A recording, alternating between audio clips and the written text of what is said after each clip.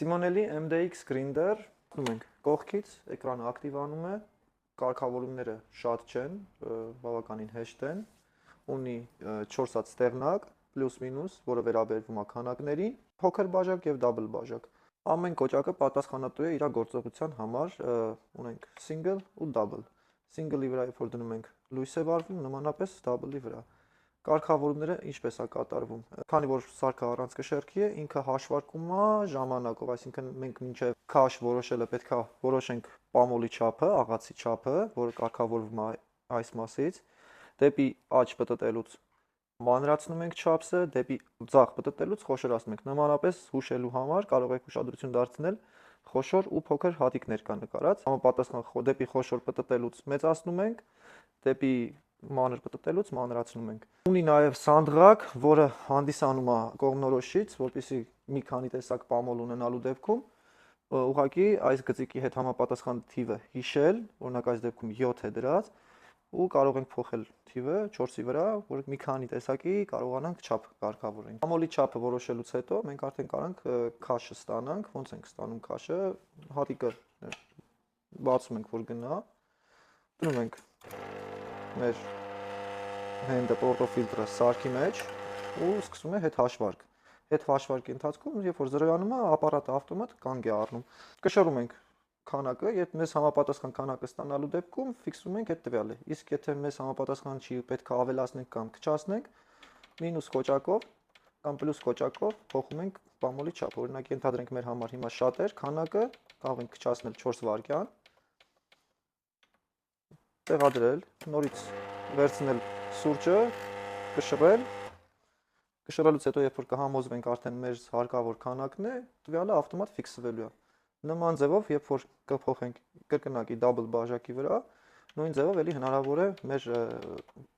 սուրճի քանակը փոխել։ Ինչ ֆունկցիաներ ունեն նաև այս կոճակները, պլյուս եւ մինուս կոճակը միաժամանակ սեղմելու դեպքում կարող ենք արգելափակել, որպեսզի ոչ մեկ չկարողանա պամոլի չափը քանակները փոխել։ Ինչպես դուրս գալ լոքից, նմանապես սեղմում ենք երկու կոճակը իրար հետ եւ դուրս ենք գալիս։ Շատ դեպքերում լինում է, որ տարբեր չափսի պորտոֆիլտրեր են լինում եւ պետքա ամեն պորտոֆիլտր համապատասխանեցնել սարքի համար։ Ինչպես ենք դա անում։ Այստեղ ունի փոքրիկ պտուտակ, իրան թուլացնում ենք։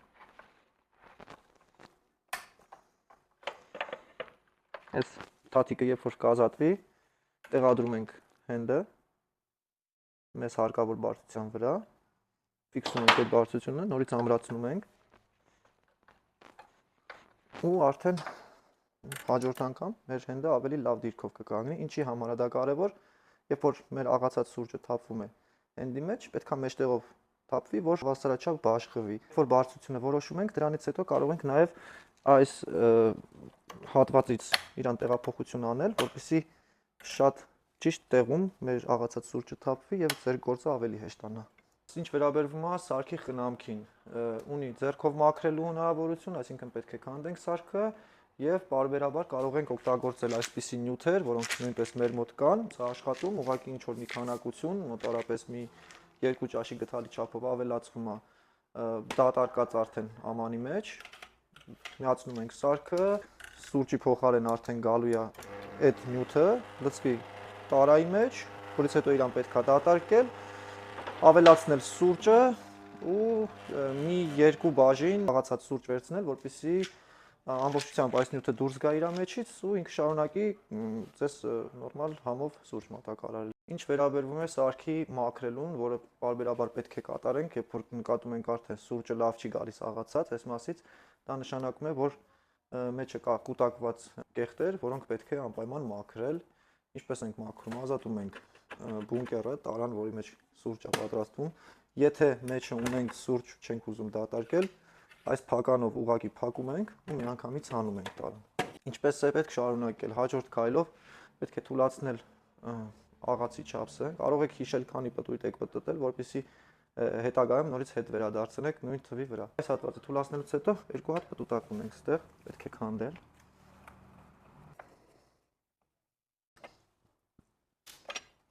Հատուկ պազ ունի արած տակը, որպեսզի կարողանաք հեշտ հանել։ Գլուխը հանում ենք, այստեղ ունենք ռետինից դեմպֆեր, որը պետք է նմանապես հանվի, մաքրվի, անպայմանը շատ կարևոր է, որ չկորցնել։ Տեղը վերադարձնելուց ուշադրություն ենք դարձնում, որ ստեղ բազիկներ կան եւ պետք է անպայման այդ բազիկները համապատասխանեցնել ետ դնելուց։ Հաջորդ քայլով ինչ պետք է անենք, պետք է այս 3 պտուտակը եւս թուլացնենք։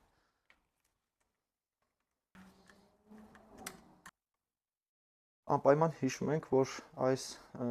հարթ մասը, որտեղ նշած է, պետք է անպայման ուղղությունը լինի այս պտուտակի, այսինքն չափի կարգավորիչի ուղղությամբ։ Կափարիչը հանելուց հետո մեզ հարկավոր է լավ փոշե զերկել այս հատվածը եւ մաքրել ատամների մասում։ Պտուտակները հանում ենք։ Ուշադրություն ենք դարձնում, որպեսզի այս նշանը լինի կարգավորիչի, պամոլի չափի կարգավորիչի ուղղությամբ, որպեսզի հետ տեղադրելուց նույն ուղղությունը բռնենք նորից։ Հանում ենք, ազատում ենք գրինդերի ատամները, անպայման պետք է բոլոր կեղտերը մաքրել բրցինով կամ ինչ-որ ուրիշ հարմար միջոցով ըստ կեղտոտվածության աստիճանի։ Մաքրելուց հետո, եթե անհրաժեշտություն կա լվանալու, նույնիսկ կարելի է լվանալ, բայց անպայման լվանալուց հետո միանգամից չորացնել է պետք։ Ուշադրություն ենք դարձնում, որ մեր նշած նշանը լինի կարգավորիչի, պամոլի կարգավորիչի ուղղությամբ, տեղադրում ենք հետ, ձգում ենք։ Տեղադրում ենք կափարիչը նորից իր դիրքում, հիշում ենք, որ հատուկ այս տեղը թողածա, որպեսզի սա ամբողջությամբ չհանեք։ Երկու հատ պտուտակը նորից տեղադրում ենք իր տեղում, ամրացնում ենք։ Կարևոր պահերից մեկն է, քանի որ մենք խախտել ենք իրան, ու ես չեմ ֆիքսել, թե քանի պտույտ եմ պտտել, ինչի համար չեմ ֆիքսել, որպեսզի դուք տեսնեք, թե ինչպես կարելի է գտնել զրոյական կետը, այսինքն այն կետը, որից մանր, որ չի կարելի աղացը դնել, որովհետև կարող ենք շարժիչը վնասել եւ կարող է այրվել շարժիչը։ Դատարկ է սարքը, բունկերը հատուկ չեմ տեղադրել, մատով սեղմում ենք կոճակը, որը որ ակտիվացնում է մեր սարքի աշխատանքը, ու սկսում ենք պտտել դեպի մանր ուղղությամբ։ Այնքան ժամանակ, մինչև կլսեք, որ արդեն ձայնը փոխվեց, դա նշանակում է, որ ատամները կպան իրար։ Մի քիչ թուլացնում ենք, որ ձայնը կորի, այդ կլինի մեր ամենափոքր չափսը պամոլի։ Այսինքն սրանից մանր այս ապարատը չի կարողանա աղալ։ Ինչ վերաբերվում է ատամներին, ատամները նույնպես փոխարինվում են, ռեսուրսը կախված է, թե ինչ տեսակ սուրճ եք պատրաստում ու ինչ խոշորությամբ պամոլ եք օգտագործում, ինչպես հասկանալ, որ արդեն ավարտվել է ռեսուրսը, ձեր աղացած սուրճի հատիկները կլինեն ոչ համասեռ, տարբեր չափսի եւ սարքը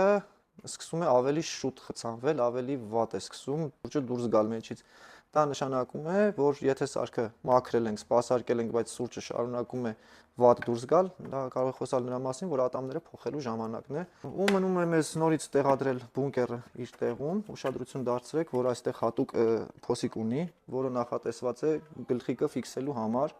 Տեղադրում ենք, համապատասխանեցնում ենք, որ վինտը եւ փոսիկը իրար դեմ դիմաց ընկնեն եւ ֆիքսում ենք վինտով, որպեսզի պատահմամբ գլխիկը չընկնի սարքի վրայից եւ սուրճը չթափվի։ Վերջ։